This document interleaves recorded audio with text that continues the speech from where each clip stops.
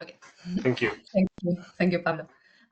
So I'm Carolina Cipres, Director of Research at Zaragoza Logistics Center, and today I'm going to present a TRANSCEND project. As Pablo mentioned, this is a liaised project with Alice, and is focused on transport resilience against cyber and non-cyber events to prevent network disruption.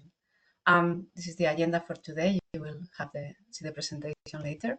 The challenges that made us decide to focus on freight transport are the ones that you can see here. It's interesting to mention that this is a cluster 3 project, so it was a different approach. It was focusing on infrastructure resilience in general, and it was us, the consortium, who decided to choose freight transport for the project, right?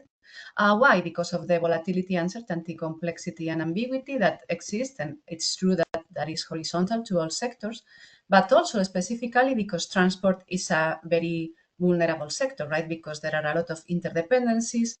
Member states are connected through the transport, so an impact in the transport in a member state can have a cascading effect throughout Europe, but also because we were specifically focusing on freight transport that has to do with the supply chain, and the supply chains are more and more global, and that adds complexity, right? So it was being a perfect candidate for this kind of project. On top of that, the NIS2 and the SER directives selected 11 sectors that were critical for protecting infrastructures in Europe, and transport was one of them, right? So adding to that is the fact that the freight transport is more and more digitalized lately, and this digitalization is very good in terms of efficiency and visibility, but it's also adding some vulnerability in terms of cybersecurity. And as this project was focused both on cyber and non-cyber attacks, we felt that this digitalization of the freight transport made it a good reason for choosing the sector. So as mentioned, this is a cluster 3 topic. It started last September, so the project has been running for less than 1 year. You will see now that we are starting to have the first outcomes. It's still early days. We are 21 partners, and we have a budget around 5 million euros.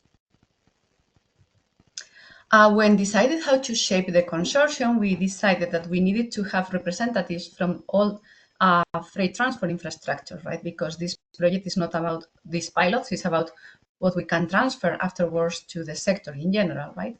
That is why we decided to have air cargo, so the Luxembourg Cargo Airport, a rail terminal, Interport of Bologna, with Gruber Logistics as operator, then maritime port through Valencia port, and also the connection to the rail from the port, inland port in Budapest, and road in Greece, right? So with all these pilots, the 3 main ones that you can see to the left, and then the follower ones to the right, we have covered all the transport modes, right?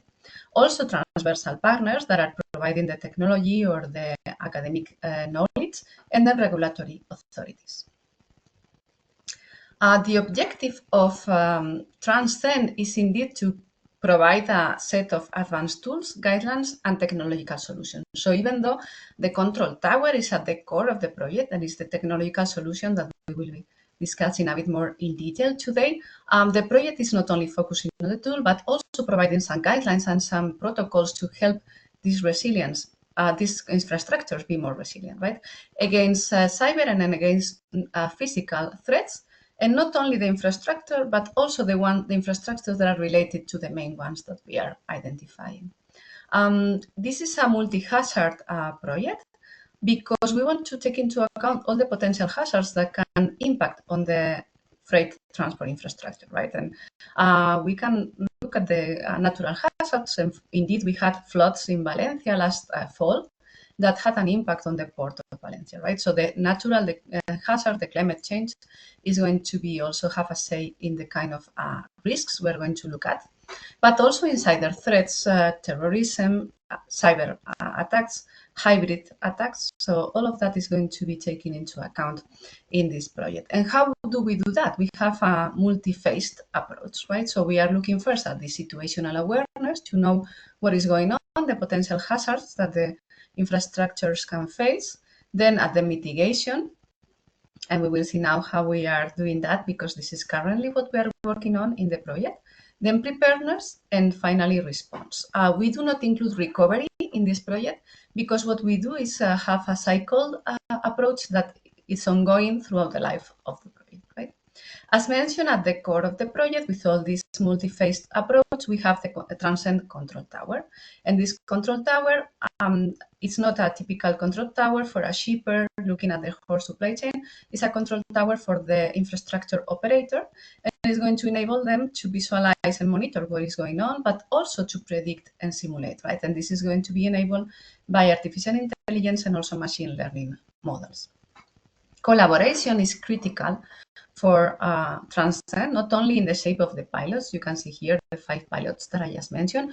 We're going to test all this multi-phased approach and also the control tower, but also it's critical across sectors. And this is something that it's very well seen with the blackout that we had in Spain in April last month, right? A couple of months ago, because there was a blackout, so it was affecting the energy sector, but immediately that meant disruption in the transport sector and the telecommunication sectors, right? So that means that only looking at one sector is not going to protect and make you resilient. If you are only focusing on the transport sector and you leave out energy, telecommunication, and so on, you are not resilient enough, right? Because those interconnected sectors are going to have an impact on your infrastructure. So this is why this cooperation approach and multi-stakeholder approach is going to be critical for Transcend.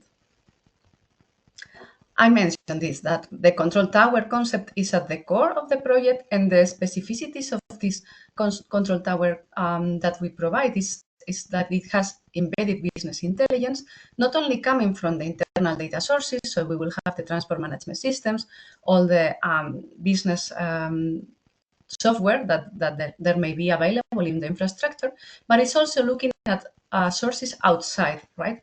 External data sources outside the infrastructure. And those can range from weather, right? Weather alerts that can be embedded into the control tower to let us know about potential natural hazards, but it can also come from social media. It can even come from the dark web, where we can identify potential risks in terms of cybersecurity, right? Because we see there's some movement of a potential cyber attack, right? So in that can be embedded into our control tower and help us predict those things happening, right? How? Through these machine learning algorithms that are going to be embedded, connected to the control tower.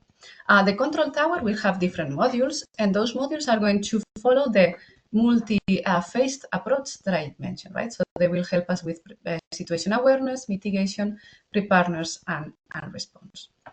Because they will have not only visualization, but also a system of early warning and alerts that are going to provide us information on any potential hazard happening, right? This is the approach of the project. I mentioned that it started in September, so we are currently working in Work Package 3, the scenario design and framework specification. And this is critical because the framework specification are going to be the building blocks for the control tower, right? So after that, we will apply the resilience framework to the pilots. We will also create the AI-powered algorithms that are going to fit the control tower, but the scenario design and framework specifications are going to be the base that we are going to continue throughout the life of the project. That is why it's so critical that this phase is done properly, right? Once everything is clear and we have the control tower, we are going to have that applied to each one of the main pilots, right? I mentioned we have 2 follower ones. So the main pilots are the airport, railroad, and the port, right? And then we will have policies recommendations, because this project is not only about these 5 examples of infrastructure, it's about transferability to any freight transport infrastructure in Europe. What are the expected results that we aim to achieve? First of all, this identification of vulnerabilities and risks for each one of the infrastructures. But then, as I mentioned, policies and procedures to have guidelines for a resilience plan for any transport critical infrastructure in Europe. The technological solutions, because this control tower embedding machine learning and artificial intelligence-based predictive models is something very concrete that is beyond the state of the art. And then the application and real-world pilots, right? This is not a theoretical project. We have the application of all the solutions in the 5 pilots that we presented. So as I already introduced, we are currently focusing on the resilience framework that will be the basis for the developments afterwards. So we have created a catalog of risks, and we have also identified the detection technologies that can help us detect any potential hazard. And with that, we are starting to create this resilience framework that is supported by three pillars: the ecosystem analysis, the resilience evaluation, and the process mining. So the catalog of risks we identified, first of all, through literature review, but mainly through data collection from the TRANSCEND use cases, right? So talking to each one of the five pilots, we have validated what was in literature. We have also added the potential threats that they are envisioning, right? Because different infrastructures don't have the same likelihood of risks happening, and this is some in-house information that we are gathering from the infrastructures themselves. And with that, we have developed the scenarios incorporating the risk modeling through Bayesian networks. So now we are currently in the finalizing the resilience framework. As I mentioned, it has these three pillars. First of all is the ecosystem analysis. And what we are doing in Transcend that is moving a bit beyond the state of the art is the fact that we are not defining the ecosystem as the connectivity of the physical assets that there are in the infrastructure, but instead of that, we are doing it around services, right? The services that the critical infrastructure is offering, because we want to see that whenever how they are connected, and whenever we have a cyber or not cyber threat happening, how the different systems, the different services are affected, right? If a service is shut down, if another service is hazard, right, is attacked, right? So this is something different from the typical traditional ecosystem analysis, because we are focusing in services instead of assets. The second approach that we are doing for the resilience framework is this resilience evaluation with the risks identified that I mentioned at the beginning. We translate that into vulnerabilities, and we have defined the key performance indicators that the infrastructure have to take into account, right? The time to detect, the time to recover, and the time to survive, right? With that, we are currently developing a guide for the infrastructures to assess the resilience, and that will happen in the upcoming work package, right? But this is currently the first stage to have this resilience framework. And last, we are utilizing process mining, and process mining has gained some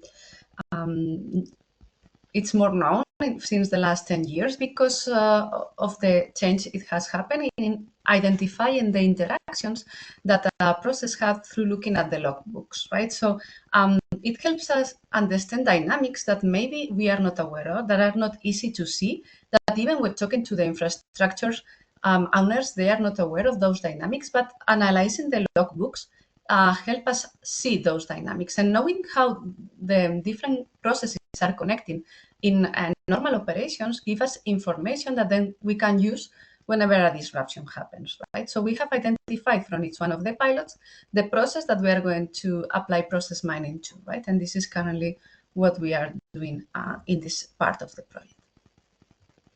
What are the next steps? We are focusing on the technology, we are focusing on creating this framework, but we are also aware of the fact that whenever a cyber attack happens, there is also a human side of things that is important to take into account, right? And for that, we are going to use the Room 42 exercise. This is a simulation of a cyber attack. So we are going to do a cyber attack to each one of the infrastructures with the personnel involved, and they will have like 2 hours to react, and we will see how they react, the decisions they take. After that, we will have some brainstorming to see how they performed and so on, because even though we could have all the technology in place, how people take decisions in the framework of a cyber attack is also going to define how resilient our infrastructure is, right? So this is going to be used also for education purposes of the personnel involved in the infrastructure. So in a nutshell, this project that started in September is going to have several outcomes. And what we are going to share with you, the public deliverables that you are going to be able to access are, first of all, this catalog of risks and detection technologies, also the resilience framework itself, but specifically the reports of applying this framework to Luxembourg, Italy, and Spain. And finally, these guidelines and lessons learned from a resilience plan and the application roadmap. Because as I mentioned, this is not only about these 5 pilots, it's about the resilience of the whole critical infrastructures in transport in Europe. So that was all for today. Thank you so much.